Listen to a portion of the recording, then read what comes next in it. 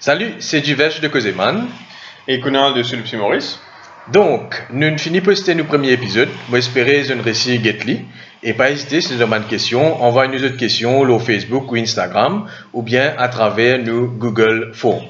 Aujourd'hui, nous pouvons revenir pour cause de la santé mentale en général. Et nous commençons avec une question bien simple, qui était la santé mentale.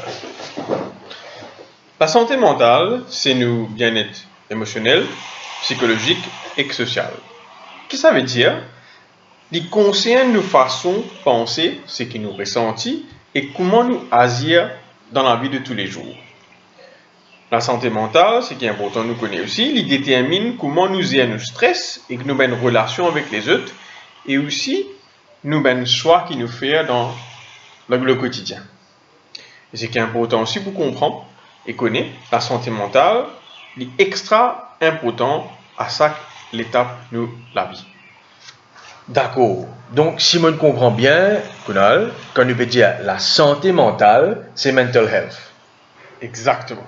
Et nous avons les autres termes qui associés avec mental health, comme mental wellness, mental illness. Est-ce que tu peux expliquer nous la différence entre ces deux-là, mental wellness et mental illness? Mais il est bien simple, Divesh. À nous imagine un parasol. Parasol là représente ce qu'on appelle la santé mentale. D'accord. Un côté, disons côté gauche, nous avons un extrême, ce qu'on appelle une maladie mentale, qui est regroupée en bas plusieurs symptômes. Et c'est un exemple que je vais vous donner dans dépression et dans anxiété, ou bien troubles liés à l'anxiété. Et que ce qui est important, je te connais aussi, nous pouvons explorer tout ça un petit peu plus dans nos prochains podcasts. Et après, et non, mais les autres maladies, comment la schizophrénie, qui nous tendait souvent, comment la bipolarité ici, qui nous tendait. Tout ça là, regroupé en bas, c'est ce qu'on appelle une maladie mentale, qui m'a bien expliqué là, c'est même extrême.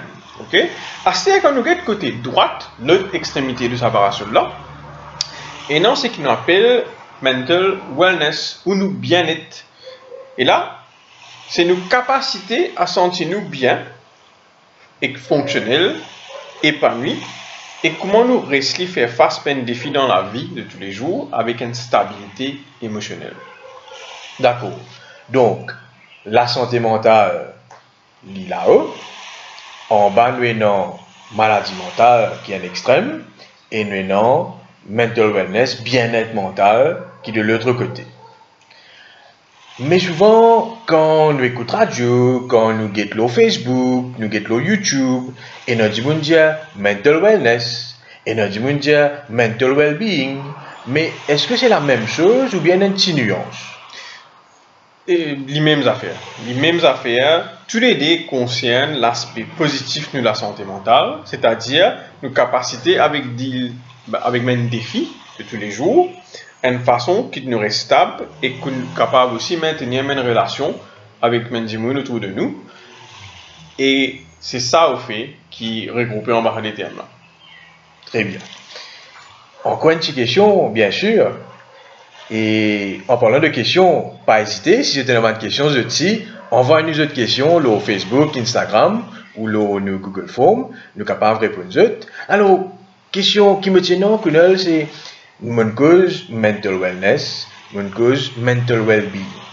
Et qu'il y a l'autre affaire qui nous a trouvé, c'est emotional well-being, emotional wellness. Est-ce que ça, s'il est pareil ou bien une différence? Pour nous comprendre bien, on va séparer là, que nous causer de l'extrême. Ce qui nous appelle mental well-being, il y a un aspect là bien spécifique que nous appelle emotional well-being ou emotional wellness. Et que ça, c'est l'aspect qui est intégral de sa mental well-being là, qui concerne justement, comment ce nom veut dire, ben sentiment. Donc, il est en relation avec nos moods. Et aussi concerne comment nous pouvons réagir dans la vie de tous les jours face à un défi, un challenge qui nous peut gagner, un problème qui vient impacter nous. Et après, il est relié avec nos capacités à et prendre un stress. Donc, si nous sommes capables, essayer de faire un petit résumé.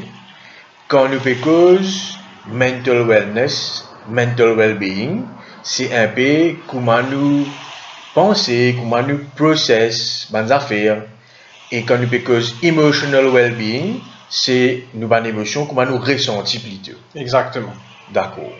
Donc, là, moi, l'autre question, c'est le mental illness, une maladie mentale. Tu as déjà expliqué en gros, mais c'est un terme qui est assez générique, qui souvent nous donne des gens service ça, mais ça dit là il y a une maladie mentale. Est-ce qu'il est capable de faire plus en détail pour te donner nous une explication là, et que si jamais nous besoin revenir là plus en détail, nous revenons. C'est tellement facile pour dire qu'on englobe tout en maladie mentale parce que souvent, nous pas l'occasion d'explorer qui était ça vraiment la santé mentale dans sa globalité.